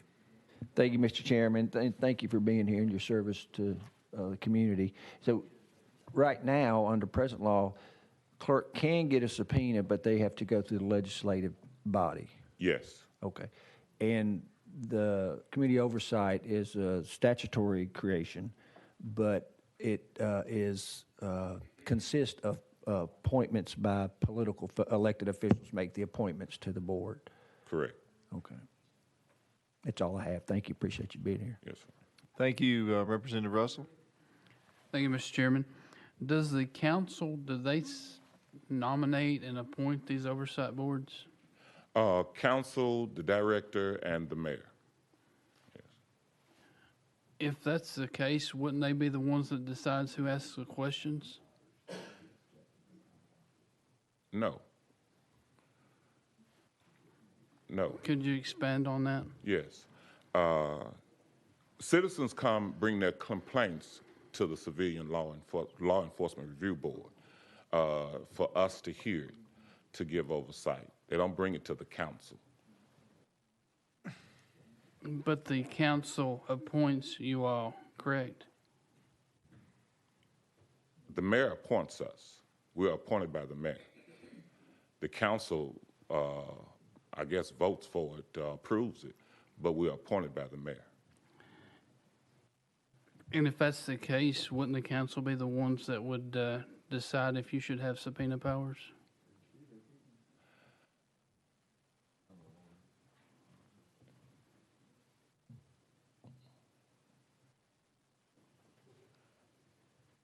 The council, subpoena power, what has taken place in the past is that the council, when Curb went to the council to get subpoena power, for a subpoena to be done, they bogged it down. They didn't let it go forth. All right. So council, we can submit for subpoena power. We can ask for someone to be subpoenaed.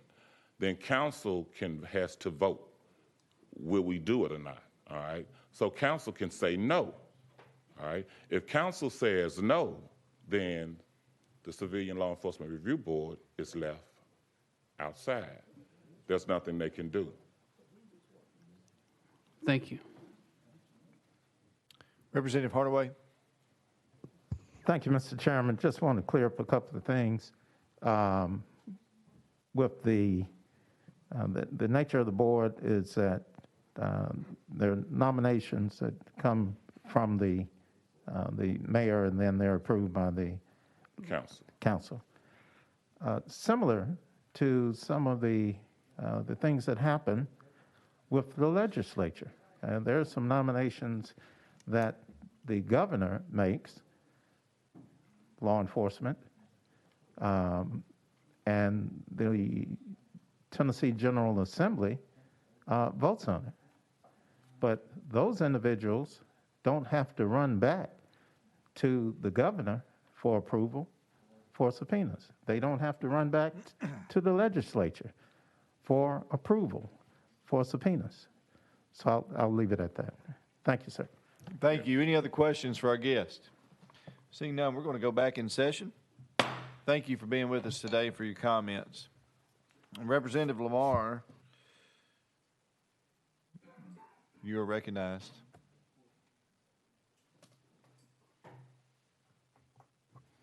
Oh, I'm sorry. I want to apologize. There was another person on the list to testify. If we can go out of session just for a minute and check Maggie Duncan if she was. I apologize for that. I've scribbled all over my paper and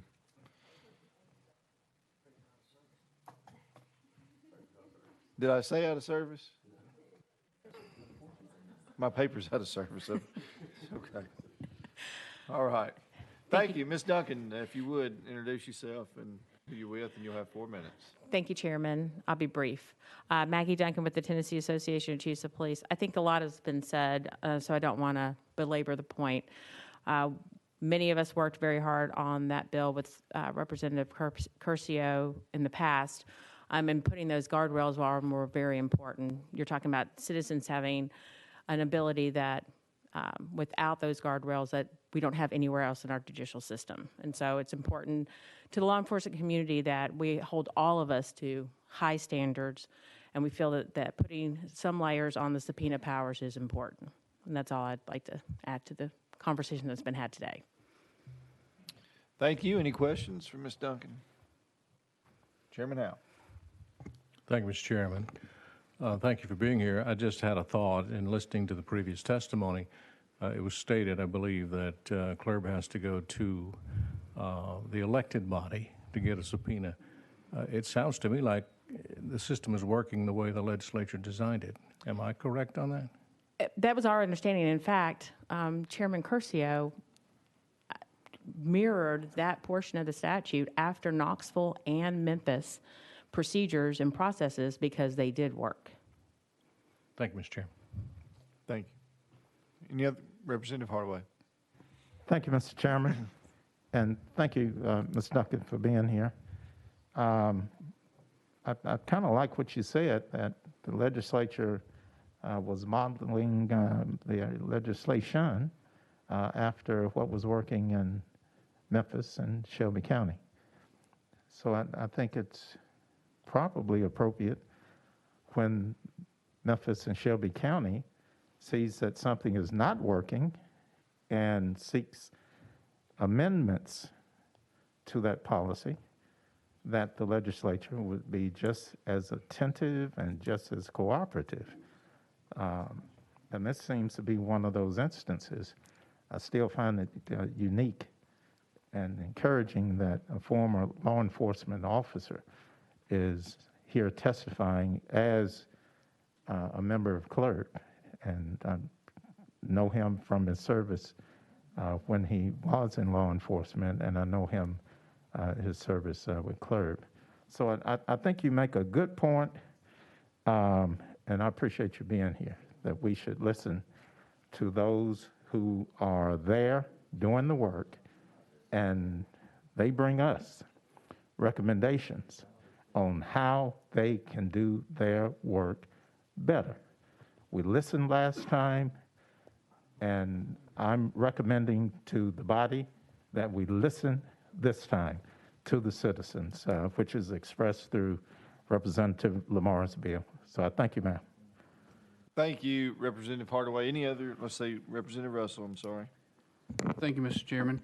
I just want to ask you, with your experience, do you think the current statute is a good checks and balances with the operation of the oversight committees? Yes, sir, because at that level of government, you have a law director. You also generally have, the councils of that size have a lawyer assigned to the council so that they can go through and know what those processes and procedures should be from a legal aspect. Our concern would be that you try to subpoena files that are in the middle of a criminal investigation, and now you have broken that process. the process that we follow for rules of procedures that are put before us from the Supreme Court. So those folks would absolutely know what those rules are and what those laws are, and so that they would make sure that those are followed. Thank you. Any other questions? Thank you, ma'am. We're going to go back in session. Thank you, sir. Thank you. Now, Representative Lamar, I'm sorry about that. You are recognized. Thank you, Mr. Chairman. Thank you, committee, for indulging with Mr. Kirkwood on what he feels are improvements that could come to our clerk system. Thank you for the questions. And this bill was designed to allow the board to execute what it was put together to execute in a way that is beneficial. We all know, and we all see on TV all the time, that we have to do better about building relationships between law enforcement and the community. And this is a way that we can further do that and improve the efforts that we already put in place. And I do believe this deserves further discussion amongst the committee. So my request is that we roll this bill to the first calendar for next year. Representative Lamar has asked that this be rolled to the first calendar of 2022. Any objection to that? You object? Mr. Chairman, just a point of order. I believe only members of the committee can make motions. I just wanted to make sure that I'm sorry about that. I've got two fellows here that probably have something to say. Representative Beck, go ahead. Thank you, Mr. Chairman. I would move that this bill be rolled to the first calendar of 2022. Second. Yes, Representative Griffey. Could I be heard before we decide whether to roll it or not? I'm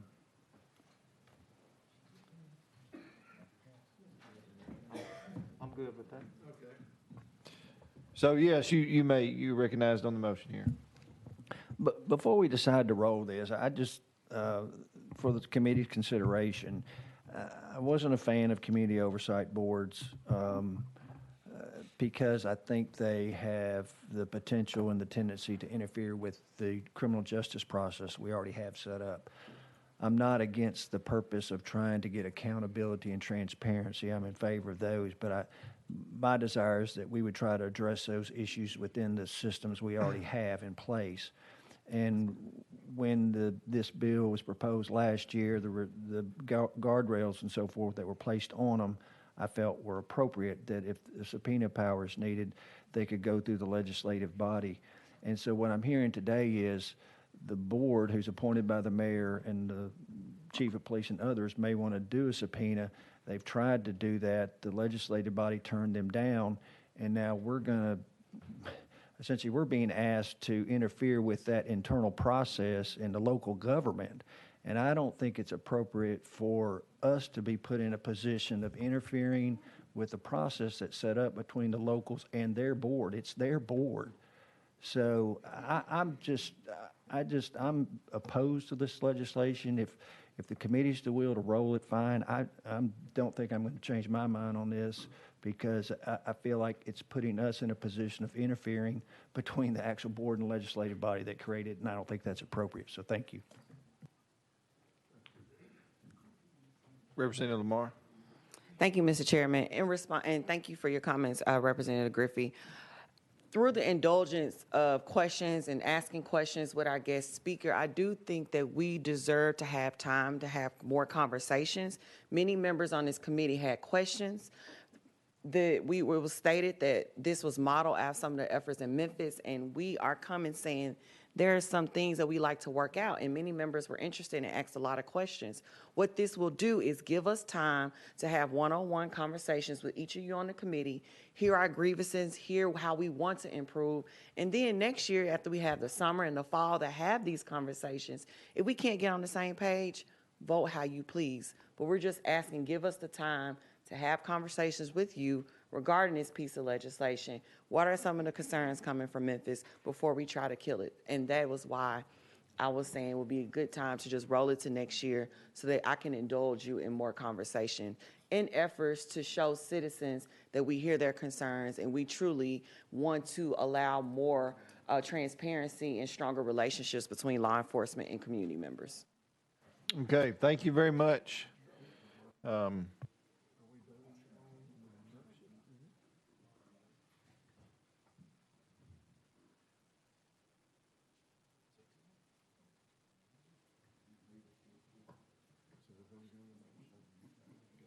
So now we are now voting on the motion to roll it to the first calendar of 2022. All those in favor say aye. Aye. Those opposed say no. Okay, the noes prevail, so that motion fails. So we are back on 1533. Withdraw. Chairman Curcio. Thank you, Mr. Chairman, and thank you, sponsor, for bringing this legislation. I know you're passionately advocating for your community, members of your community, and I appreciate that. This is an issue that we, as a legislative body, researched extensively. We had a lot of conversations about this, and so forgive me for being a little bit of a stickler on this subject, but it was the mantle fell to me to kind of warehouse that information and be the one who brought this forward. And we wanted to make sure that we got it right, because we need folks to have trust and faith in our law enforcement officers, in our system of justice. My question is, do you have an idea how many citizen review boards exist in the United States today? I am not sure how many citizen review boards exist in the country today. Thank you, Mr. Chairman. It's my understanding that there's more than 200 now across the United States. That was something that I learned in my research as we talked about this. Do you have an idea about how many of those have the power of subpoena, which you seek to add today? I am not sure about how many citizen review boards do have complete subpoena power. And are you asking outside of being checked by the legislative branch, the local legislative branch, or just in general? The question would be just, do you think most of them have the power to issue a subpoena? I am not sure, so I don't want to comment on that if I'm not exactly sure. Thank you. You may be surprised to find out that, in fact, a minority of community oversight boards have subpoena power. And are you familiar with the National Institute for Justice, by chance? I've heard of them, familiar with some of their work. Okay, so they're actually the research arm of the U.S. Department of Justice. And so they look across the country at all of our system of justice to see how it's doing. They produce reports.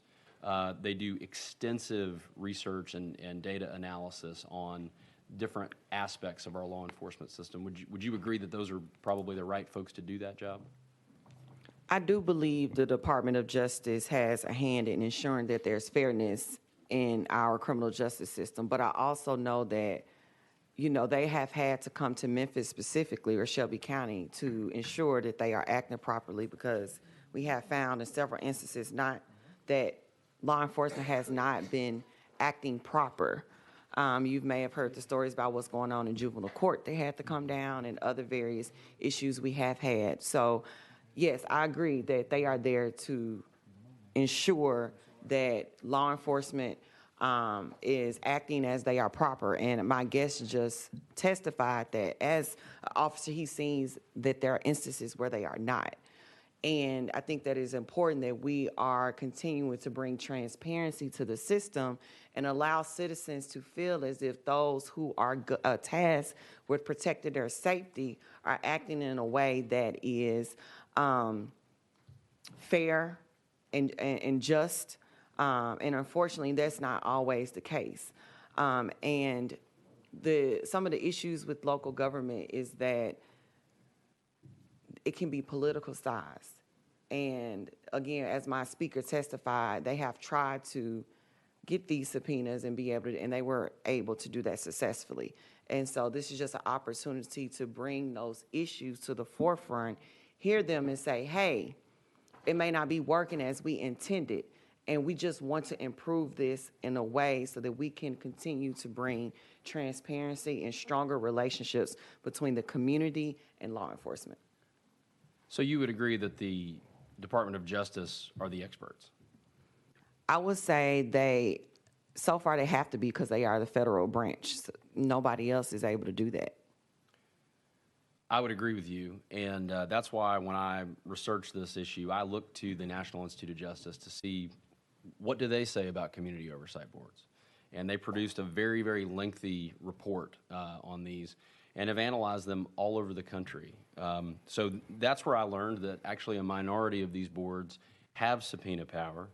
And in fact, and one thing that I was curious when I looked at your bill, it doesn't seem to speak to when the subpoena, let's say we decided to move forward with this and grant subpoena power to the board, does your bill entertain whether or not that subpoena could be exercised before or after any criminal investigations have taken place? If I'm not mistaken, once a citizen brings that to the board, they are able to take on and look at the case. From my understanding, it's after the criminal investigation is done, but I could be wrong. But your bill doesn't speak to that. It does not speak to that. Okay.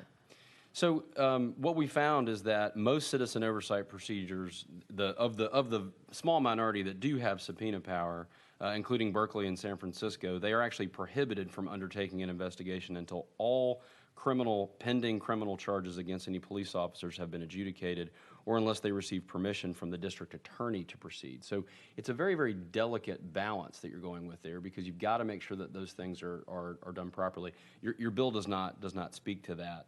But moreover, when we look to the experts, what they say is that, in fact, many oversight advocates and directors believe that having subpoena power serves no useful purpose.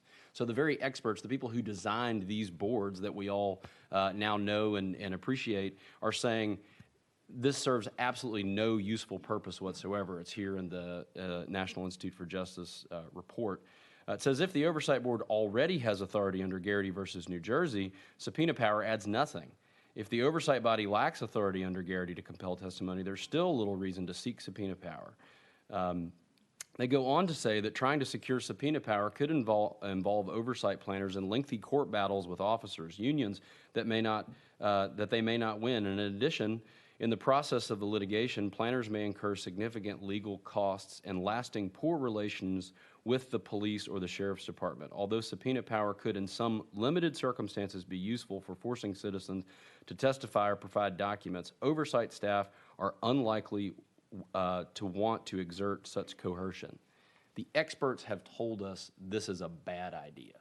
And that is why we did not make this decision in a vacuum. We debated this bill vigorously. I stood in the well for a very long time and answered questions on this.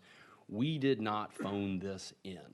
We made sure that if we're going to have community oversight boards in Tennessee, by golly, they're going to be the best ones anywhere in the country as defined by the experts.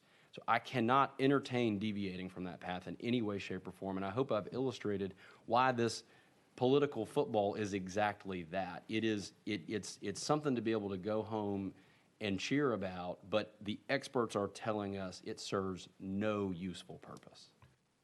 Representative Lamar. Thank you, and I appreciate your comments and everything you've done to improve this bill. It doesn't go unnoticed, and even our experts can improve, which is what this bill is about. It's not about saying they're wrong or right. In some cases, like you said, it does work, and I do believe we deserve to have a conversation to see how we can do something good and make it even better. And so with the Mr. Chairman, can I take this bill off notice?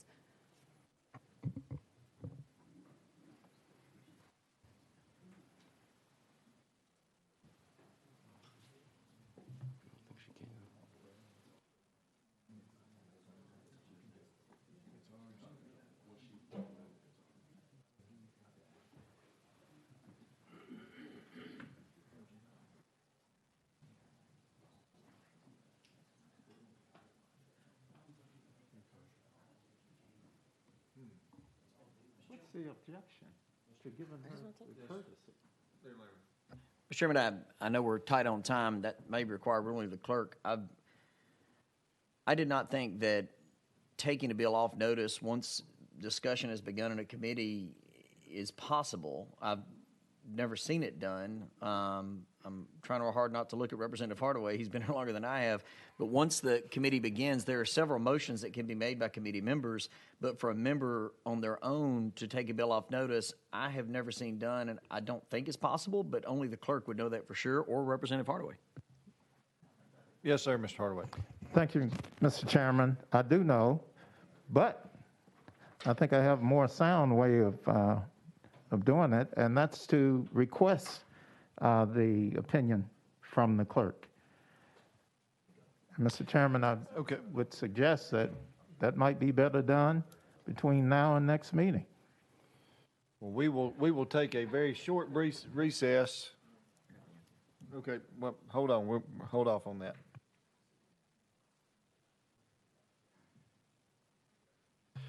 So if someone makes a motion, correct? Okay. Okay. Sponsor's requesting that it be taken off notice. We can take it off notice without objection. I have objection. There is objection.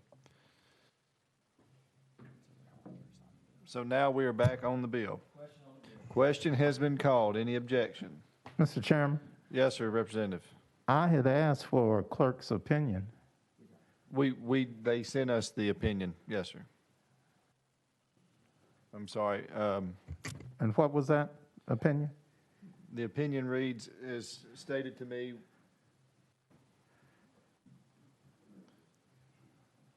without objection, the bill can be taken off notice from the committee. Thank you, Mr. Chairman. I would merely appeal to my colleagues to extend the same courtesy to State Representative Lamar that we've done any number of times to other legislators. I see no harm in giving her time to work on her bill, to work with all of the committee members. She's made that commitment. I don't understand what the urgency is to kill her bill as opposed to making it a better bill. And that's what I've strived to do since I've been here, and that's what I believe most of my colleagues want to do, is to make it a better bill if possible. That's going to take time. She's committed to individually meeting with the members of the committee. So I'll ask that we honor her request over the objection to her request to take the bill off notice. Thank you, Mr. Chairman. Thank you, Representative Hardaway. He has objected, so we are now voting on previous question. Okay. All those in favor of previous question say aye. Aye. Those opposed, no. No. The ayes prevail. We're now voting on House Bill 1533 to send on to full criminal. Those in favor say aye. Aye. Those opposed, no. No. The noes prevail. The bill fails.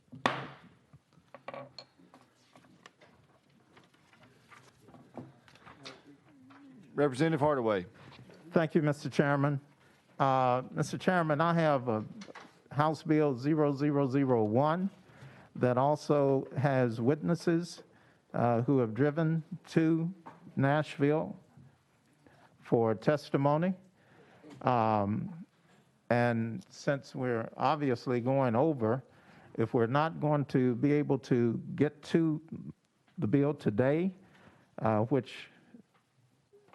is a bill that needs to move in the same fashion as one of the bills that we had earlier, and I did not object to that bill moving out because I was under the impression that House Bill 1 would move along as a companion bill.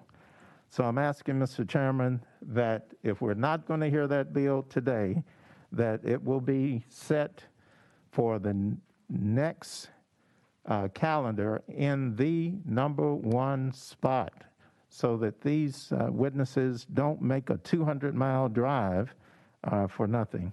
And I know you've tried your best to manage the proceedings to allow time for that, but since it didn't play out, I would ask that you would extend the courtesy of placing that bill and the number 1 bill for the next calendar.